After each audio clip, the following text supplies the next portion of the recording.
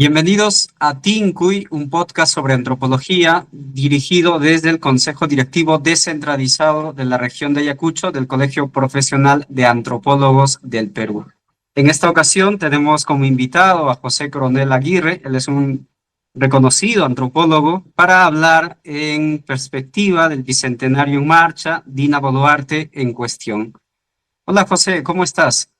Hola, Tocayo, buenos días, buenas tardes. Qué gusto que estés en el liderazgo del Colegio de Antropólogos de Ayacucho y promoviendo este tipo de actividades de comunicación con un público seguramente muy amplio, o en todo caso con las posibilidades abiertas a esa amplitud. Sí, efectivamente, esta es una iniciativa. Hoy tenemos ya un nuevo decano, que es Julio César Ñaui, en la gestión del 25 hasta el 27, que viene desarrollando también otras actividades. Y Tincuy, este programa, surge como para poder repensar sobre nuestra historia, los aportes de la antropología y la importancia de nuestra voz en el espacio público, ¿no?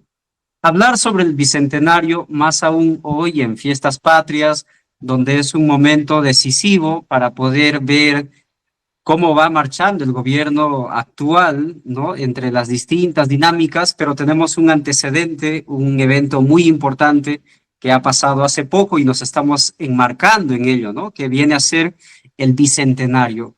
¿Cómo podemos entender el bicentenario no solo como una fecha conmemorativa, sino también como posibilidad?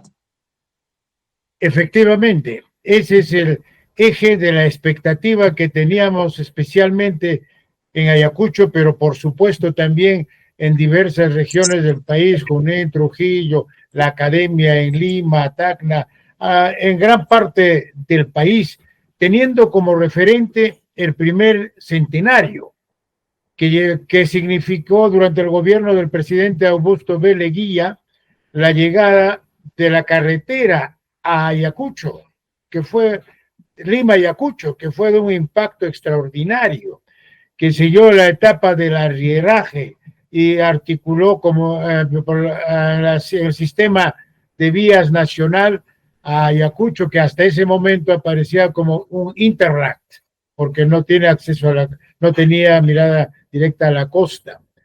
En ese sentido, también el sesquicentenario del que fui testigo en Ayacucho, ya como docente de la UNCH, el 74, durante el gobierno del general Velasco Alvarado, en el que se anunció la visita de Pinochet y nosotros acordamos impedir ese acceso a Quinua. Luego, anécdotas memorables como la presencia del teniente Hugo Chávez dentro de la delegación del ejército venezolano, que recordará siempre esa fecha y el discurso del general Velasco como su inspirador político para las decisiones que después tomó. Pero más importante que esa anécdota, el periodo del 70 significa la aplicación de la reforma agraria, la reforma más importante de toda la historia republicana, que liquidó el sistema terrateniente y las formas semifeudales en el campo, especialmente en el área, en las haciendas de la serranía. Y con motivo de la conmemoración del sesquicentenario, la publicación de la colección más grande, de colección documental más grande sobre todo el proceso de la independencia en 86 tomos, que no tiene punto de comparación con ninguna secuencia de publicaciones ni anteriores ni posteriores. Entonces, con estas antecedentes teníamos las expectativas del bicentenario como una posibilidad de fortalecimiento de la institucionalidad republicana, de la descentralización más profunda del Estado, porque recuerdas que en 1822, en la primera Constitución, se discutía el modelo de Estado, si federal o centralista, y había una fuerte opción por el federalismo. Y la perspectiva del movimiento, de un objetivo político descentralizador antilimeño, marcó muchas de las luchas políticas posteriores del siglo XX en Cusco, Arequipa principalmente, ¿no? E incluso en Cajamarca, Benel se sublevó para independizar Loreto. Esta posibilidad no acuajó porque siguió con el esquema político dejado por el proceso inicial republicano de los departamentos y no exactamente regiones. El proceso macrorregional del año de los años del segundo gobierno del 85 al 90 de Alan García no pudo cuajar porque fue ya en la etapa final de su gobierno y luego liquidado por Fujimori el 92 como proyectos truncos. Esta era una posibilidad de redefinir el modelo y consolidar el modelo descentralista de Estado. Y decía recuperar la institucionalidad, consolidar la institucionalidad democrática, la separación de poderes, ¿no? Del Congreso, del Ejecutivo, Poder Judicial, Ministerio Público, ¿no? La Junta Nacional de Junta Nacional de Justicia, Tribunal Constitucional, como elemento, como aspecto principal de un Estado democrático con mutuos niveles de vigilancia y posibilidades de sanción extraños a la dictadura actual, que se impuso del Congreso. Esa era la expectativa y entre muchas otras de consolidar una imagen de fortalecimiento de la identidad cultural de nuestro país y de nuestras regiones, reconociendo la actoría social de los pueblos del interior en el logro de la emancipación, el fortalecimiento republicano. Seguiremos tratando el tema en los puntos que consideres necesario. Claro, y entonces, justo en este proceso como una oportunidad de cambio para poder redefinir qué cuestiones podemos legar a las futuras generaciones en el marco del tricentenario para las generaciones venideras, nos encontramos en un contexto de crisis, ¿no? Una crisis política, institucional. Tenemos 5 presidentes que han sido cambiados y esto le da o le tiñe de un tinte distinto al bicentenario propiamente dicho, ¿no? Que pasa a ocupar un segundo, inclusive un tercer plano. En ese contexto, ¿qué otras iniciativas desde la ciudadanía, desde Ayacucho, pensando en el otro bicentenario, en la batalla de Ayacucho, por ejemplo, se han promovido desde las regiones? Bueno, ese es otro vacío. Ayacucho tenía toda la posibilidad de poner en la plataforma política nacional sus demandas fundamentales como región, aun cuando con las limitaciones que señalaba dentro de los ámbitos del departamento. Sí, en el primer centenario, las autoridades municipales, las autoridades locales, el Poder Judicial, la Iglesia, se pusieron de acuerdo 2, 3 años antes en sus demandas para al gobierno central. No fue gratuito, fue un nivel de planificación de mejorar el rediseño urbano de la ciudad, como bien señala Nelson Pereira y como también trabaja Jeffrey Gamarra, para plantear también la construcción de locales públicos como la cárcel, redefinir, remodelar el municipio, la prefectura, restaurar, en fin. Había, además, por supuesto, de la carretera y el tren. Esa era la expectativa, que el tren de Huancayo continuara por la Mejorada y llegara a Ayacucho.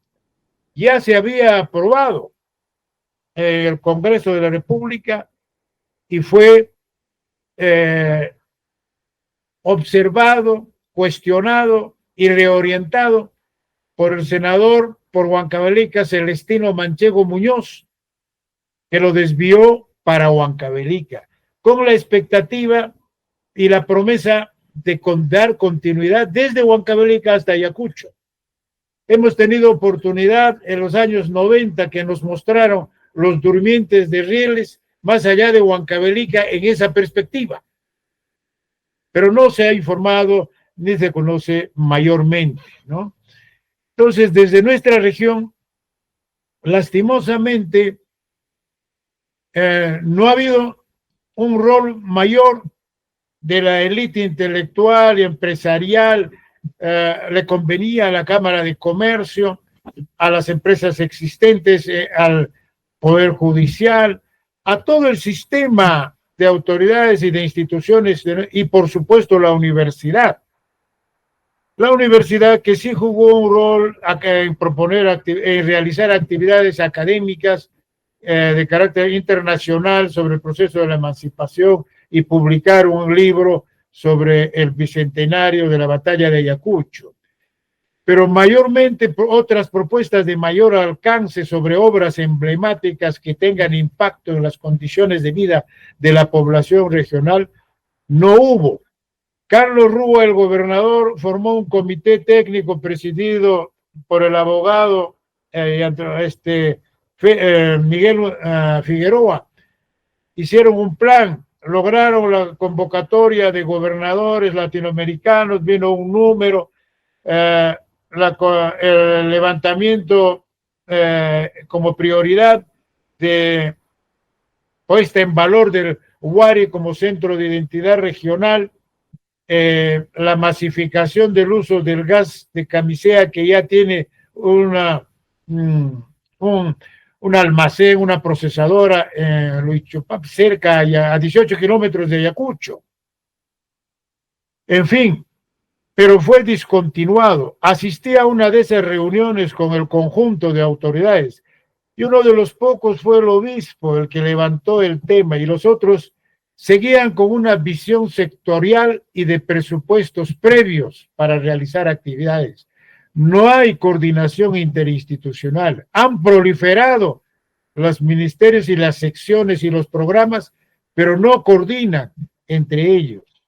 Y no asumió tampoco Rúa, ni mucho menos el gobernador Oscorima, un liderazgo político para convocar a todos y hacer un esfuerzo de una bolsa común para levantar proyectos, no para financiar la obra, para levantar proyectos. Lo único que presentaron fue una especie de un monumento en Acuchimay, al Bicentenario, un auditorio para conferencias a nivel mayor, que no sé en qué estado estará, un puente de Conchopata a La Magdalena, cosas por el estilo de menor significación. En fin, es una oportunidad, fue una oportunidad perdida en lo fundamental debido a la misma crisis también que señalas, en el contexto político nacional y la escasa o nula legitimidad del gobierno, la debilidad del sistema de partidos políticos, organizaciones sociales que también podían haber levantado el tema.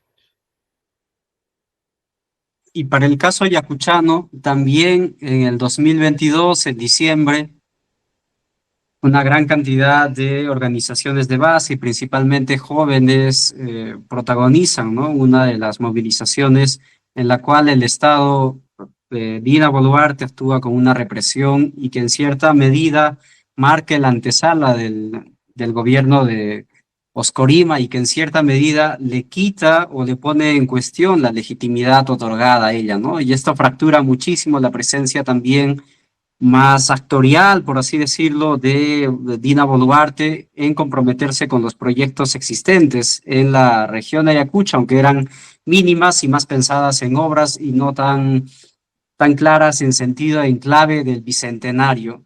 En esa medida,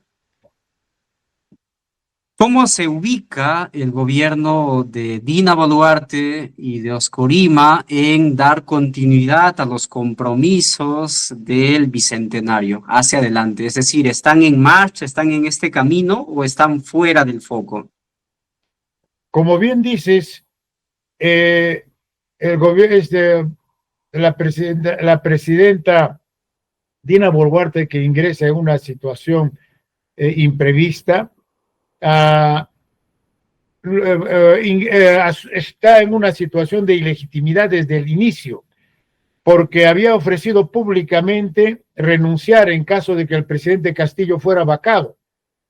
Recuerdo la foto multitudinaria en Puno, donde hizo esa promesa, precisamente en ese pueblo tan organizado, con una identidad aymara y quechua tan fuerte, y que se extiende luego en el Cusco, Huancavelica, Purímac, hasta La Libertad, Cajamarca, Arequipa, en todo el país, calificándola de traidora.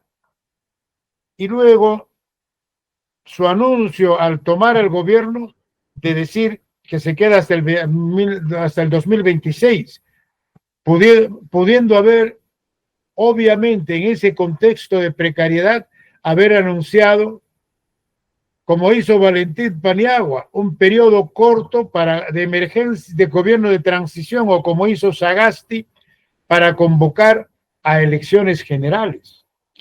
Hay un conjunto de politólogos que consideran que si se hubiese dado esa salida, no se hubiera producido las 3.000 acciones de protesta que se dieron entre diciembre del 22 y julio del 23, según registros de la Defensoría del Pueblo. La mayoría de ellos con tomas de carreteras.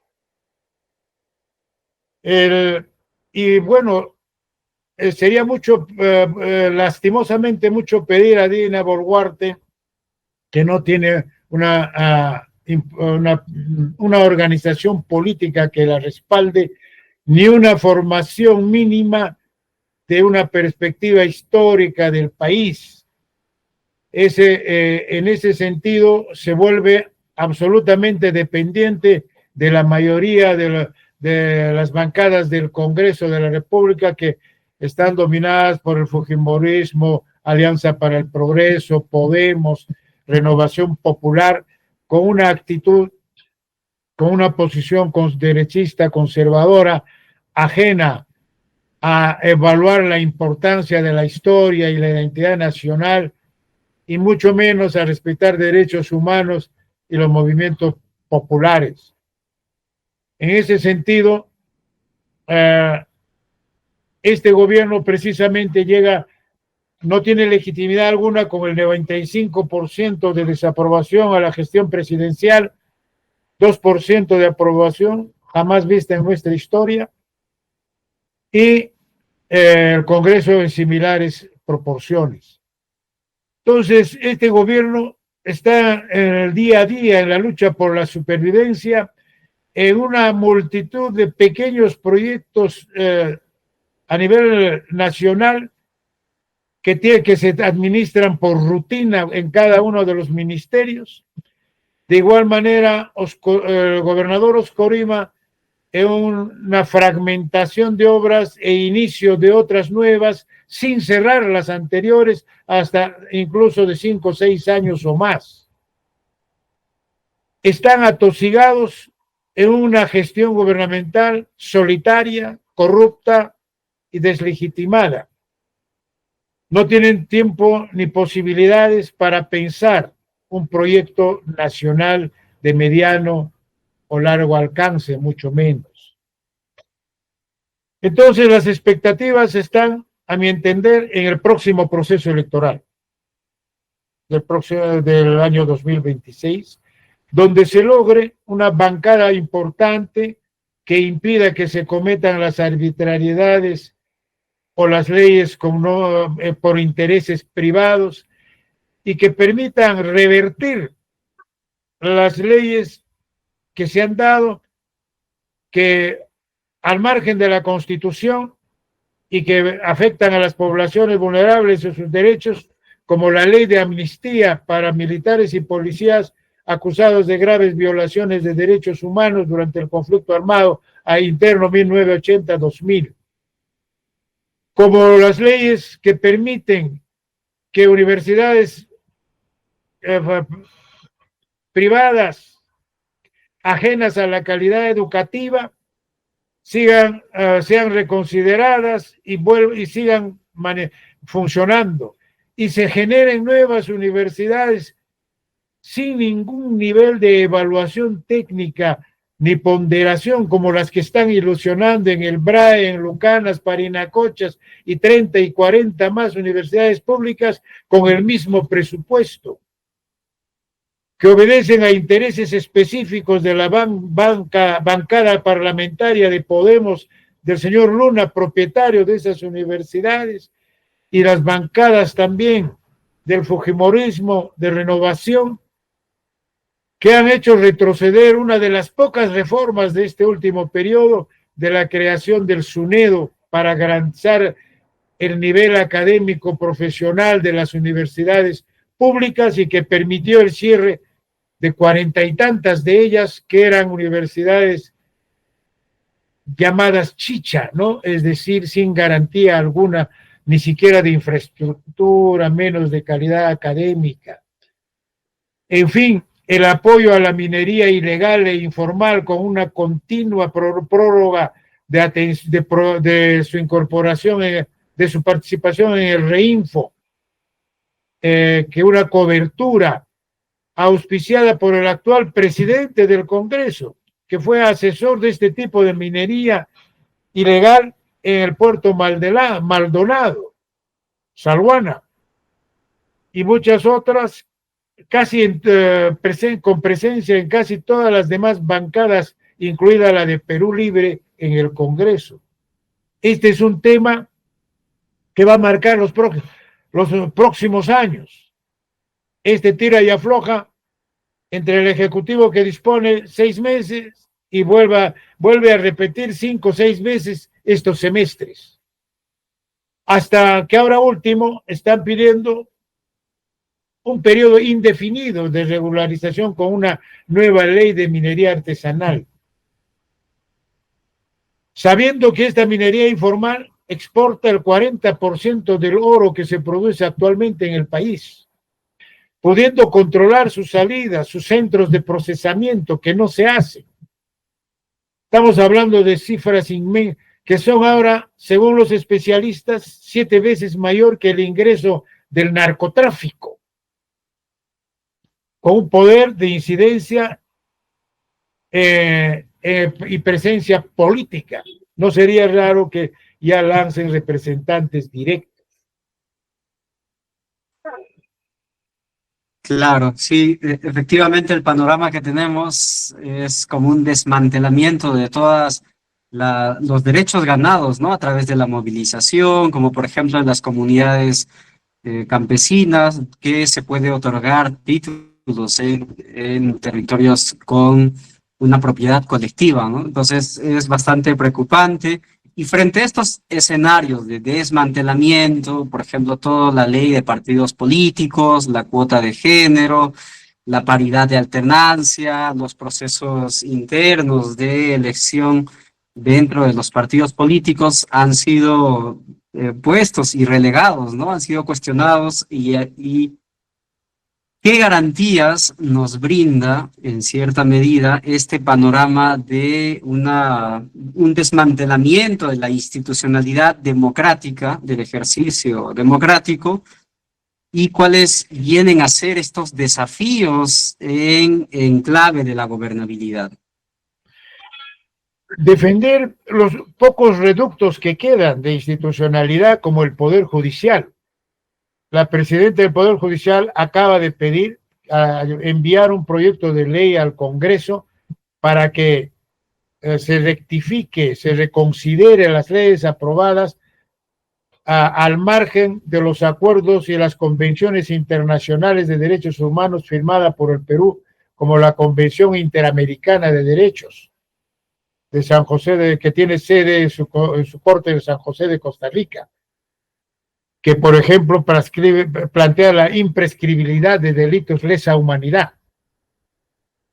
De igual manera, y también defender la Fiscalía de la Nación, a la que quieren destituir en pleno, porque tienen 40 y tantos casos de expedientes abiertos, el igual número de congresistas de la República, ¿no? En ese sentido, es fundamental también desde la sociedad civil, como ha iniciado la coalición ciudadana, que tiene más de 200 bases organizadas en todo el país, algunas pequeñas, medianas, mayores, hasta la CGTP, etcétera.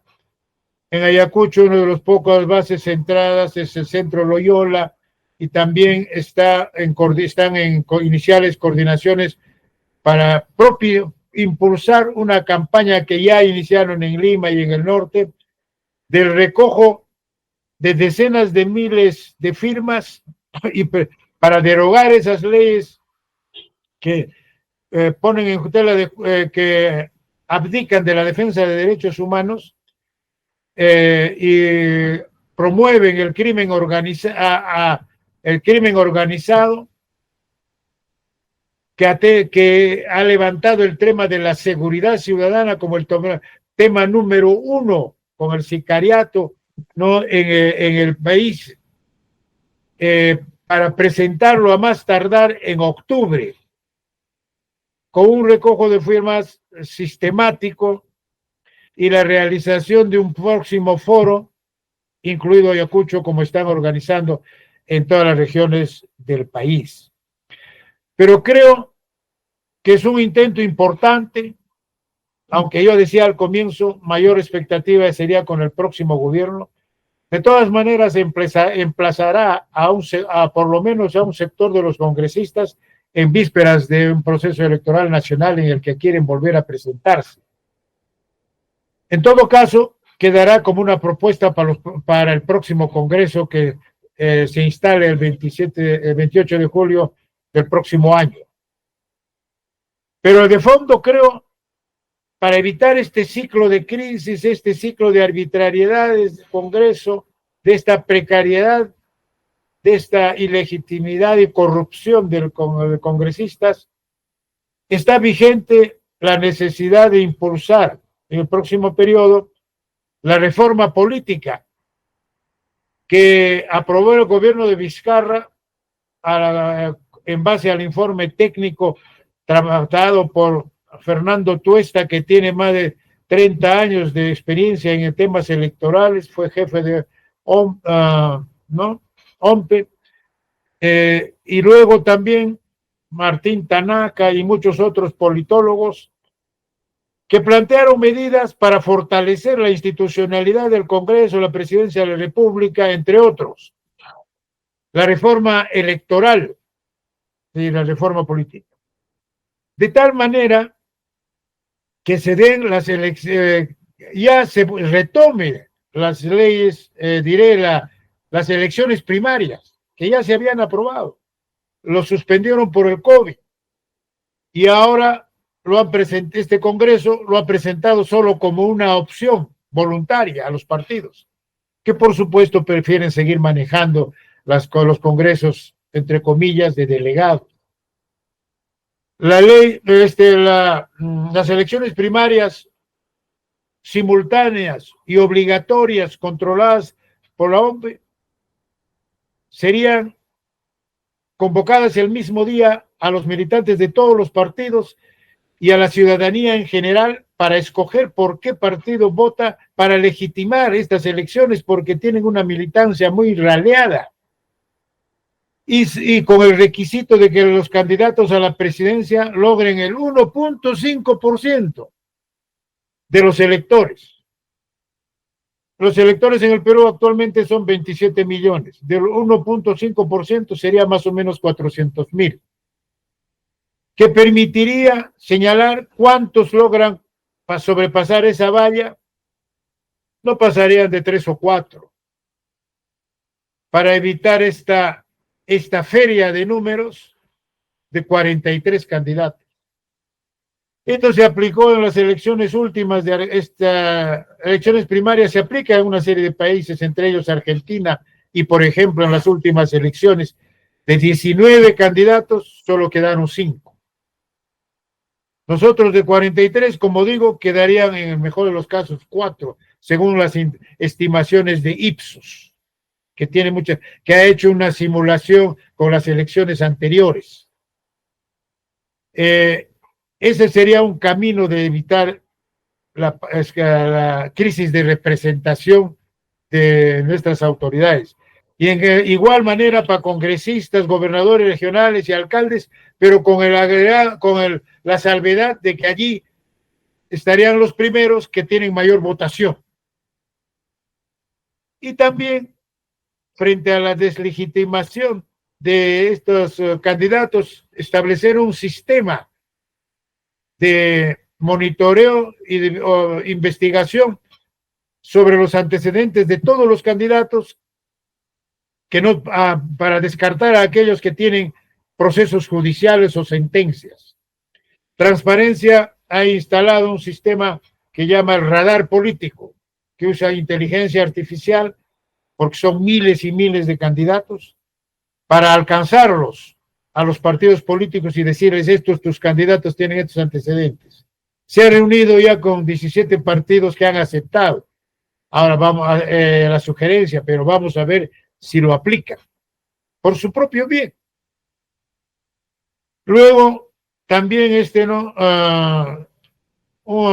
tiene transparencia previsto en alianza con Ipsos hacer un conteo rápido después de inmediatamente después de elecciones, como se ha hecho en otras oportunidades, pero esta vez con el acompañamiento de aproximadamente 4,000 voluntarios de transparencia en el país.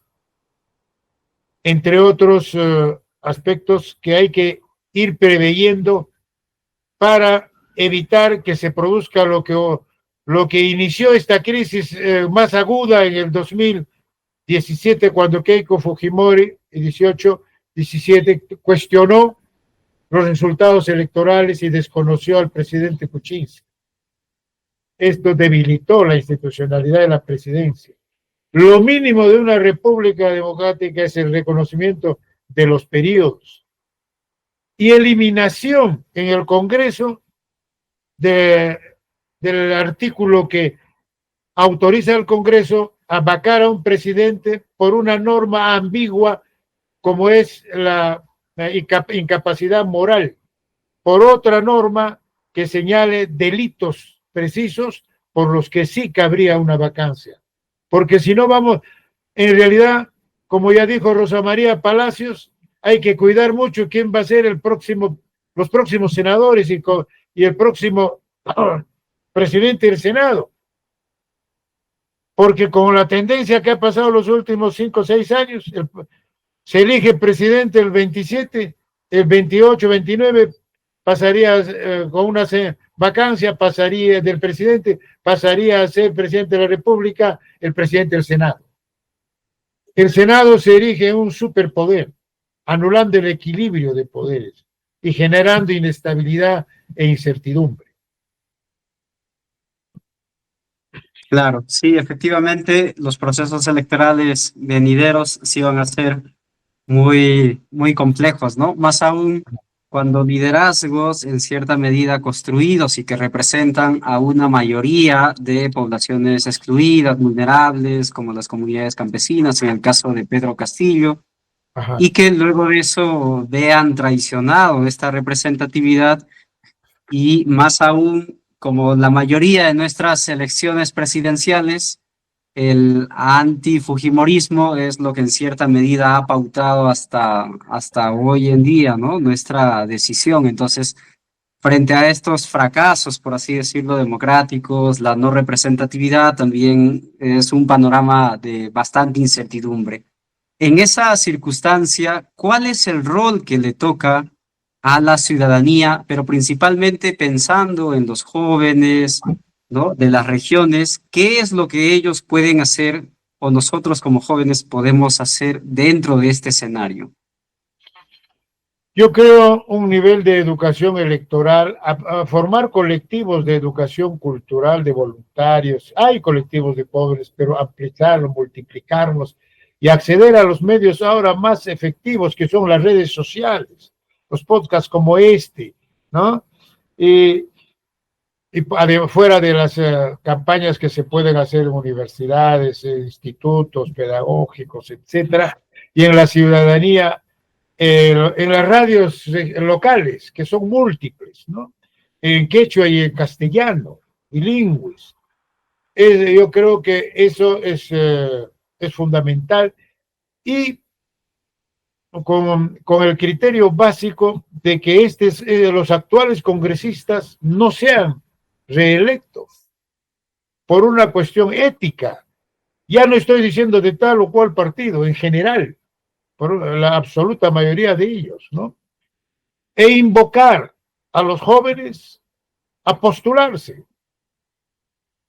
Hay jóvenes muy capaces que por la corrupción creen que la política es sucia, pero cuando la política, tú sabes, es hecha con principios, con organización, con rendición de cuentas, con perspectiva y capacidad, por el contrario, es una tarea honrosa de servicio a su país, a su ciudadanía y evitar este nivel de barbarie que afecta a todo el país. Ahora deberíamos estar creciendo, según todos los economistas, como el ayacuchano exministro Waldo Mendoza, exministro de Economía, entre 5 y 6%. Y no está garantizado que crezcamos a 3%. Y con ese nivel, no lo digo yo, lo dice el presidente del Consejo Fiscal, que supervisa al MEF, ¿no? Presidido por un exministro. Afecta, pues, no vamos a poder luchar contra la pobreza extrema, la pobreza que, como sabemos, se ha incrementado en el periodo post-pandemia,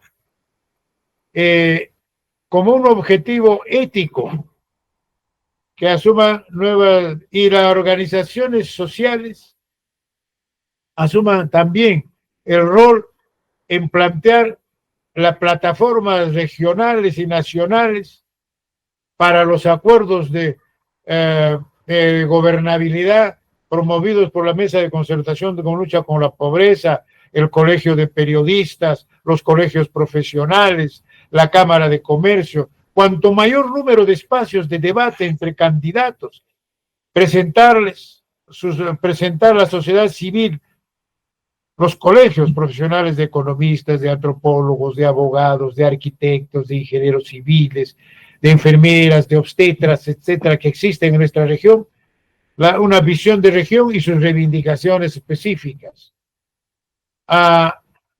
De tal manera que haya un espacio público y un compromiso ante los medios de comunicación de estos candidatos para hacerles el seguimiento de los que salgan electos en el ejercicio de su labor parlamentaria.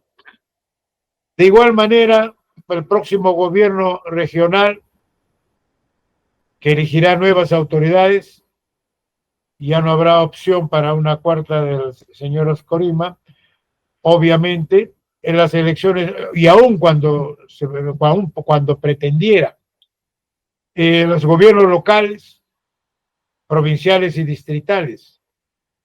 Yo veo que los distritales sí hay gente joven, he visto al de Ochurajay, Chaca, Paja, en estos pueblos donde hay un trato directo cara a cara con la comunidad, sí hay procesos democráticos participativos y de vigilancia. No excluye casos de corrupción, no, pero hay un nivel de vigilancia y de seguimiento más cercano. Hay que ampliar eso a nivel provincial, a nivel de la capital de provincia, de la capital de Ayacucho, que recoge alrededor del 30% de los electores de toda la región. ¿Sí? Muchas gracias, profesor, por sus valiosas reflexiones. Y para ir culminando, En estos días anteriores al mensaje de la Nación hay un conjunto de movilizaciones que se vienen organizando desde distintos grupos, ¿no? De transportistas, de comunidades campesinas, ¿no? Comités de autodefensa, cocaleros, en fin. ¿Cuál podría ser y cómo un determinado movimiento, como una protesta social, ha cambiado en determinadas circunstancias el curso de la vida democrática en cierta medida, ¿no?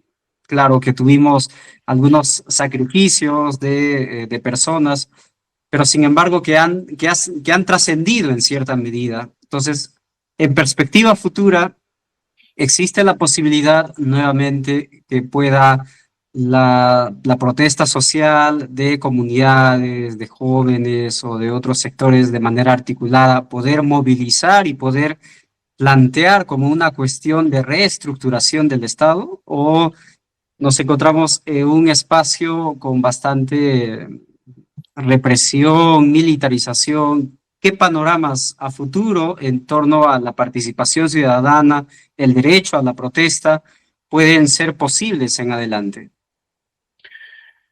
Existen protestas sociales, movimientos, pero fragmentados y por demandas diferenciadas, más de 106 según la Defensoría del Pueblo en el país.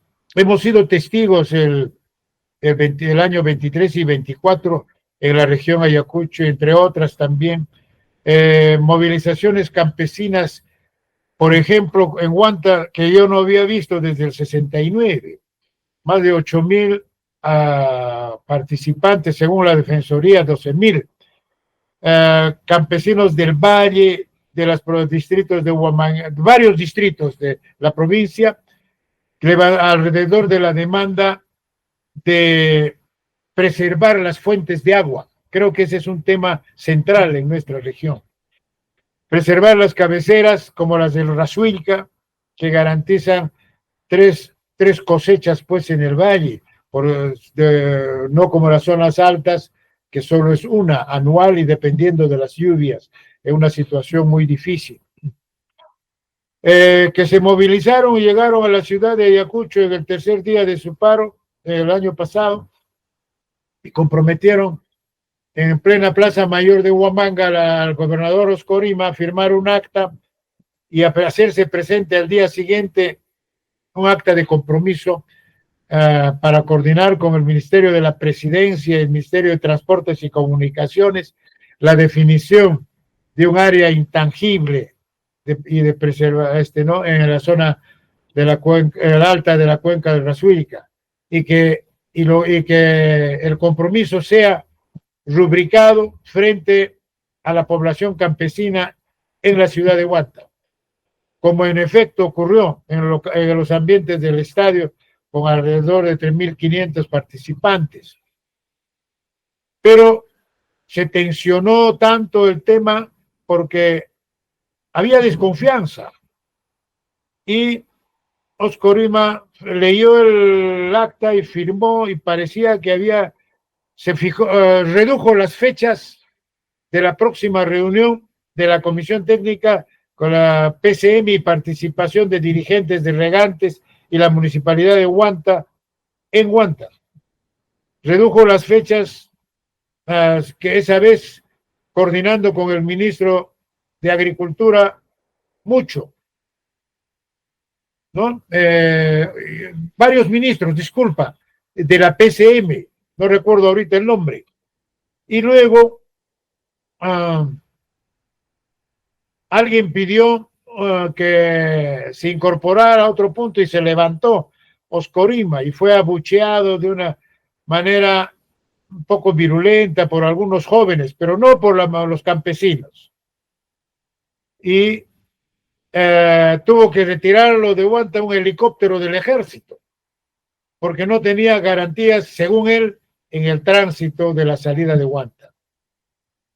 Fue un terminal abrupto, de tal manera que luego vino el personal técnico del Ministerio de Transporte y Comunicaciones, de Agricultura y otros más para reunirse con los alcaldes distritales, el alcalde provincial y un equipo técnico del Frente de Defensa del Pueblo, que se han reunido en repetidas oportunidades, pero hasta la fecha, estamos hablando de noviembre del año pasado, hasta la fecha no hay un documento resolutivo. Se ha extendido hasta octubre del 25, indicando que hubo problemas con la aprobación de la metodología. Eso me sorprendió ver en el documento.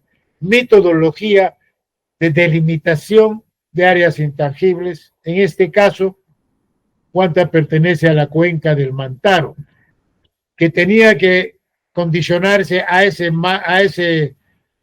nivel, no podía ser específico para Razuilca, tenía que ser para toda la zona norte de la región, que colinda con Junín, con el Brae, con Huancavelica. Entonces, es un nivel de improvisación, un nivel de poca seriedad técnica para un tema tan álgido que no es de ahora, sino ya de décadas. En fin, yo creo que las movilizaciones, por ejemplo, este tema puede motivar una movilización en los próximos meses, así como en Lucanas, Parinacochas, Paucar del Sarazara, donde hubo movilizaciones mayores o similares en número, pero más violentas contra las mineras, recordamos, que motivó que la primera ministra de ese tiempo firmara un acta de suspensión de labores de esas minas que no se ha concretado. En fin, en otras regiones, en otros aspectos, pero un nivel de coordinación nacional un poco más difícil porque el COMUL, que era la Coordinadora Nacional de Luchas que se formó el 23, no ha podido tener continuidad porque hay dudas y desconfianzas entre los propios dirigentes de organizaciones, porque muchas décadas no hemos tenido, el país no ha tenido experiencias de centralización de dirigir de las organizaciones sociales, ni tiene un sistema de partidos políticos que eran los que estaban detrás de esas organizaciones sociales para coordinar plataformas de demandas, de organización y de intercomunicación que requiere pues de dedicación, de tiempo, ¿no? Y de recursos. En ese sentido, la paralización de transportistas de los primeros meses de este año contra el sicariato y los comerciantes incluso de Gamarra y los mercados de los 30 y tantos distritos de Lima metropolitana sí marcaron un nivel avanzado de coordinación. Pueden darse, depende de algún factor desencadenante, de un escándalo manifiesto a nivel que comprometa a autoridades políticas nacionales, la presidencia en especial, o algunos ministerios claves, pueden motivar una eclosión social, un estallido social. El problema es que se conviertan en movimiento social, tengan programa, agenda y coordinen con otras instituciones de manera que puedan tener capacidad de incidencia en el Congreso y de negociación. Esta tiene su limitación de convocatoria porque en las luchas anteriores no hubo resultados. Cuando la movilización en Lima por la vacancia del presidente Vizcarra y la asunción de Merino, sí tuvo efecto inmediato la caída de ese gobierno. Y cualquier otro gobierno siempre tiene efecto. Esta vez fue un cinismo político que permitió la permanencia.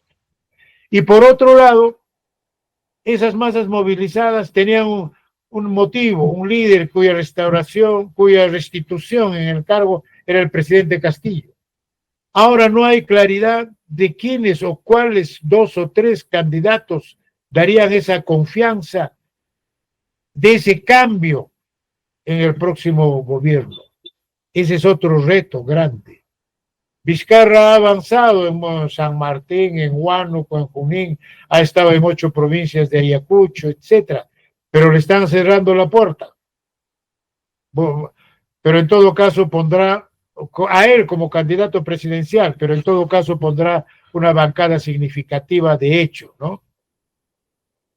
Entonces, las posibilidades son limitadas de un nivel de coordinación, como producto de todo lo que hemos venido hablando. Carencia del sistema de partidos políticos, debilidad de organizaciones sociales, ausencia de perspectiva de cambio con algún nuevo liderazgo. Sí. Muchas gracias. Efectivamente, tenemos múltiples desafíos como sociedad civil, principalmente desde las organizaciones en las que estemos, desde la academia, desde un ciudadano, desde como un comunero, como un comunera. Y en esa medida creo que es muy importante tener una visión de país, una visión de región, para esto poder consolidar y seguir continuando en esta apuesta por la institucionalidad democrática y así reducir las múltiples desigualdades persistentes e históricas. Muchas gracias. Hoy estuvimos con José Coronel Aguirre, quien nos ha comentado sus experiencias en torno al bicentenario en marcha y hablando también de Dina Boluarte en cuestión. Agradecerte mucho, invitarles también a que puedan seguir sintonizando este podcast TINCUY, que es una iniciativa desde el Consejo Directivo Descentralizado de la región de Ayacucho del Colegio Profesional de Antropólogos del Perú, para así poder aportar también a la reflexión y sumar nuestro granito de arena. Muchas gracias, José, un fuerte abrazo. Gracias a ti, José, y felicitando a este programa que diriges y al Colegio de Antropólogos al que también pertenecemos. Muchas gracias y saludo a toda la ciudadanía ayacuchana que con quien comparto vida hace más de 30 años. Muchas gracias, profesor. Tupananchis Kama. Allí, Pajarencama, José.